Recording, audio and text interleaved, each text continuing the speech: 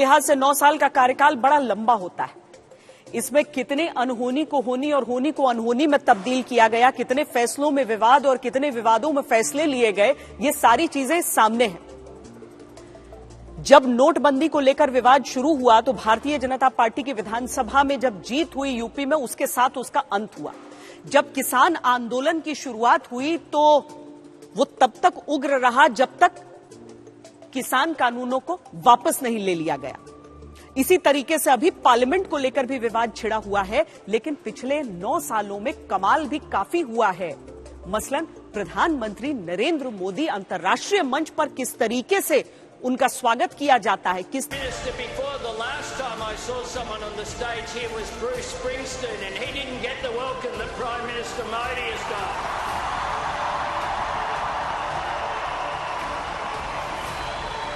Prime Minister Modi is the boss.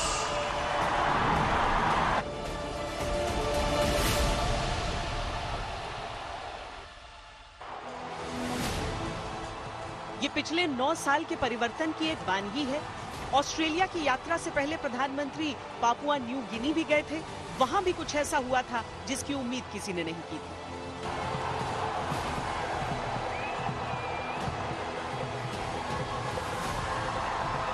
जिस आदर सम्मान से पापुआ न्यू गिनी के प्रधानमंत्री जेम्स मराबे ने उनका स्वागत किया, ये चित्र तो आप सब ने देखा था। और ऑस्ट्रेलिया के प्रधानमंत्री ने मोदी जी को कहा दी बॉस। अगर आज भारत की छवि, भारत की प्रतिष्ठा, भारत का स्थान दुनिया में इतना ऊंचा गया है तो उसका कारण है प्रधानमंत्री नरेंद्र मोदी जी। भारत के कई करिश्माई प्रधानमंत्रियों ने इससे पहले भी विदेश में अपना लोहा मनवाया है, लेकिन पीएम मोदी के लिए जो दीवानगी है वो अप्रत्याशित है। विपक्ष इसे इवेंट मैनेजमेंट कहता है, पर विदेशों से पीएम को मिले अंतर्राष्ट्रीय अवार्ड भी पिछले 9 साल की एक झलक है। 2016 में सऊदी अरब ने पीएम मोदी को गैर मुस्लिम गणमान्य को दिए जाने वाले सर्वोच्च सम्मान अब्दुल अजीज अल साद से सम्मानित किया था। उसी साल अफगानिस्तान ने भी उन्हें अपने सर्वोच्च नागरिक सम्मान से नवाजा। 2018 में जब पीएम मोदी ने फिलिस्तीन की यात्रा की तो उन्हें grand collar of the state of Palestine पुरस्कार से सम्मानित किया गया। 2019 ऐसा साल रहा जब एक ही साल में 4 देशों ने प्रधानमंत्री को अपने सबसे बड़े सम्मान से नवाजा, संयुक्त अरब अमीरात, रूस, मालदीव और बहरीन। इसके बाद 2020 में अमेरिका में प्रधानमंत्री मोदी को लीजन ऑफ मेरिट सम्मान दिया गया। मैं नरेंद्र दामोदर दास मोदी ईश्वर की शपथ लेता हूं कि मैं विधि द्वारा स्थापित भारत के संविधान के प्रति सच्ची श्रद्धा और निष्ठा रखूंगा। 2014 में सरकार की कमान संभालने के बाद प्रधानमंत्री नरेंद्र मोदी की नजर देश में तमाम चुनौतियों पर थी और फोकस अंतर्राष्ट्रीय संबंध और विदेश नीति पर भी था।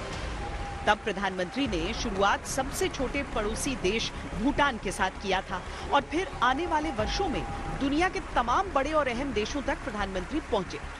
चाहे वो देश चीन हो या अमेरिका, रूस हो या जापान, हर यात्रा देश को एक नई और मजबूत पहचान दिलाने के साथ खत्म हुई।